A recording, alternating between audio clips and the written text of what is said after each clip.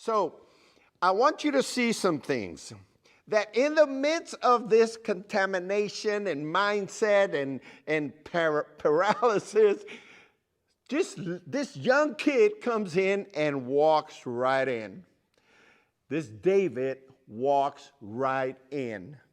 And if Goliath is a typology of a giant, a stronghold in your mind or your emotions, David is a typology of Jesus.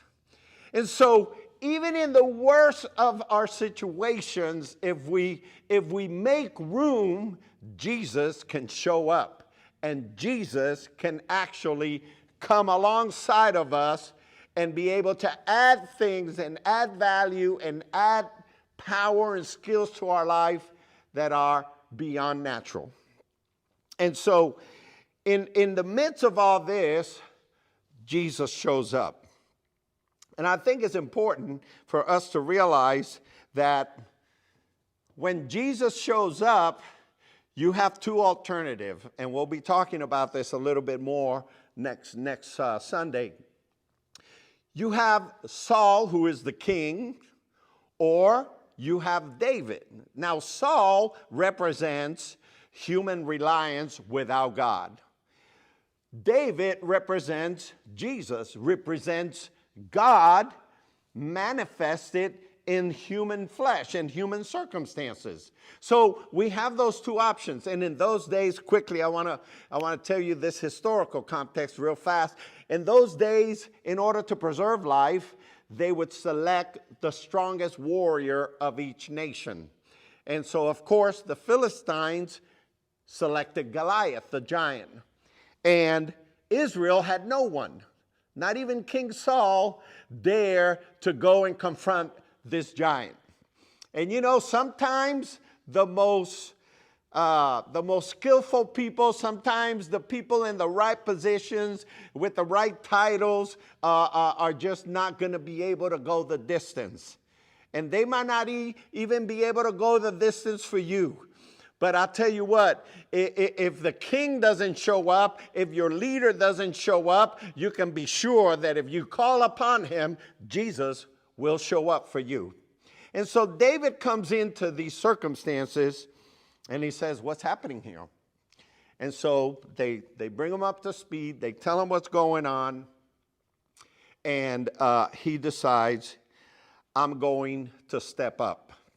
And there's some things that David goes through in order to prepare him to step up.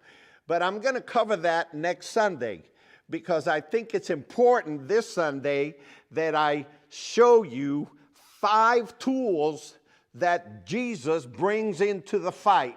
5 things that God provides you in your life so that you can, at the right moment, at the right time, you can step up and you can defeat your giant.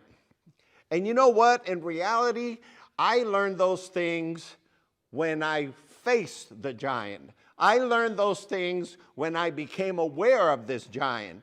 I was just a good Christian going on and doing my life, and I was even a pastor, and I was just living a good life. And I didn't know that this giant was going to come along. But it did, and this giant, thank God, took me to a different level. And I learned these 5 things. These 5 things that David, which is a type of Jesus, brings into the mix, into the middle of your circumstances. The first thing that David brings is that David says a very important statement. He says, who is this uncircumcised that defies the army of the Lord? And so everybody knows exactly what David is saying because circumcision was a sign of relationship and partnership with God. And so David is saying, hey, I know who I am. I am in partnership with God because I have a relationship with God. So the very first tool that is brought to the table is a clear identity. Who are you? is a very important tool. Who are you? When you know that you know that you know that you are a child of God, you know that you're in a partnership with God, and you know that no weapon that is formed against you is going to be able to defeat you or prevail against you. So the first thing that David brings to the table, Jesus brings to the table, is who are you? And I want to tell you, if you put your faith in God through Jesus Christ, you are a child of God, you're in relationship with God, and there is no way that your heavenly Father is going to allow a giant to destroy your life. In fact, he's going to come, and he's going to come to your side, and he's going to empower you to be able to defeat that giant. So the first thing is a clear identification, knowing that you're a child of God. The second thing that David brought is that it says in the story that David took his staff. And I made up this staff here to kind of give you an idea, because most of us are not aware of the importance of the staff. But in those days, a shepherd used the staff for a lot of different things. He used the staff to protect himself from the lions, from the bears, from the wild boars or animals. He used the staff to guide the sheep, to be able to gently tap the sheep, to be able to get the sheep to come out of danger. But the staff was also used in order to keep a history. So the staff was like their journal. And the interesting thing is that they didn't write from the top down, they wrote from the bottom up. And they would carve the different events of their life. And like here, I have God delivered my life from drugs in 1974. I have here God healed my life from abuse. God brought a different identity to my life.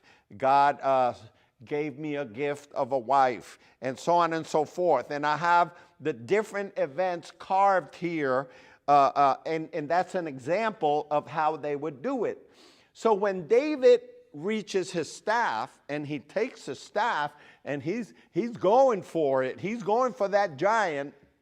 What he's saying is this: take your history. Your history is important in order to defeat and destroy the giant.